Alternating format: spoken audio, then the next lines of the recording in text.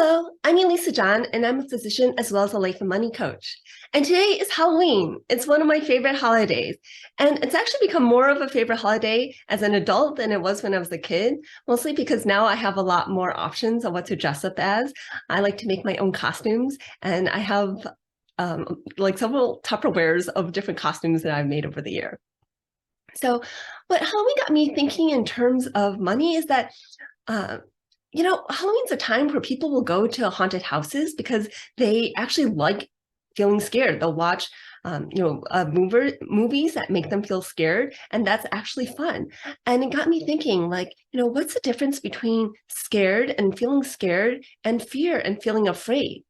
So often fear is designated as an emotion, and being scared is the state of feeling fear.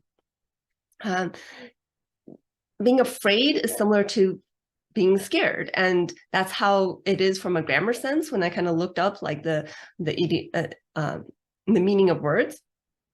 So in essence, fear and being afraid and the feeling of being afraid and the feeling of being scared are really quite similar. But why do some people actually seek out being scared?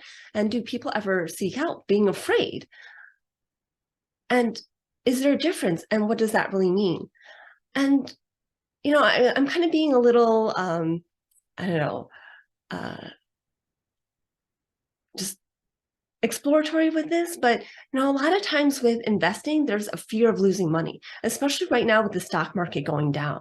And so would you say like, oh, you're scared of losing money? I think that would be an appropriate way to say like you're scared of losing money in the stock market when it's coming down. But what about being scared of just not having money in the future, right? Not having enough to retire on, not being able to retire comfortably, or not having money for emergencies, or not having money to even put food on the table, or pay the rent or the mortgage. So you can say you're scared of all those things as well. And why do some people pursue the feeling of being scared in certain situations, but of course, adamantly want to avoid it in other situations, and where it causes stress, anxiety in other situations?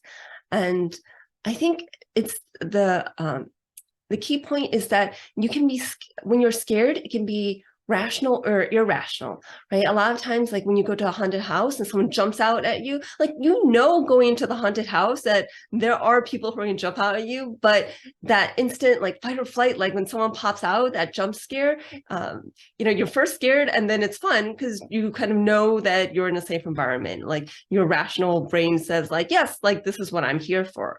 Whereas when you're having fear, it can be rational to have that fear, right? So it's not just rational or irrational. I mean, it can be irrational to have fear as well.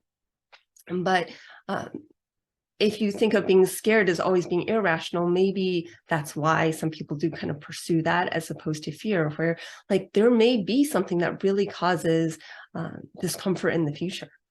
But if you can just embrace discomfort and take that on the mindset, like I can solve this. There's no problem that I can't solve. There's no issue I can't handle. I am resourceful. I can get through this. It may not be fun. It may feel uncomfortable, but up to this point, you've done well, and you will figure it out that there are safeties in place. If anything, you've got friends, family that you can lean on, and if you're family member or your friend really was in hardship, they could lean on you. And this is, I think, where community really helps, right? So if you're doing something where you're facing fear, then being in an environment where other people are kind of doing the same thing, so you can vocalize your fear and see that it's normal to have fear when you're doing something new. Whenever you're stepping out of your comfort zone, whenever you start to feel that discomfort, that's also when you feel fear, but it's also when you start to grow. That's also when you start to stretch. And for many of us, we want that growth. And with that growth will come some fear, right? It could be fear of rejection, fear of failure, fear of so many different things.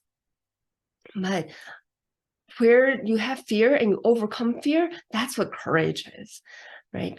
Courage is acting in the face of fear. And in reality, like action is the cure to fear. So if you just start taking action, take one step, then take the next step, take the next step, and feel the discomfort, you'll get over the fear and be able to do whatever goal it is. So if your goal is to start investing, whether that's investing in the stock market right now when things are while we're in a bear market and you don't know when it will keep going down or eventually go up. You do know eventually it's going to go up. Like that's just the way business cycles work. Or if it's fear in investing in real estate, in buying that first rental property or investing in that syndication project. Really look at what is the worst case scenario and can you handle that worst case scenario and how can you mitigate the risk, right? And then just keep taking baby steps.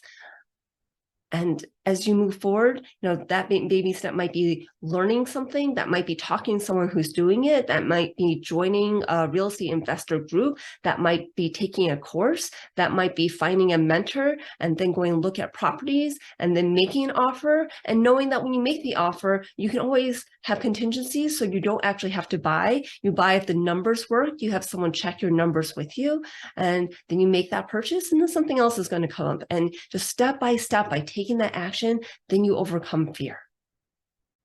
So happy Halloween. Thanks so much for watching. Please subscribe if you're enjoying these videos. And if you'd like to work with me, I'd love to hear from you. You can always learn more about me at my website, growyourwealthymindset.com. And there's a way for you to actually connect with me and set up a meeting with me if you'd like to actually talk about what it's like working with me. Thanks for watching.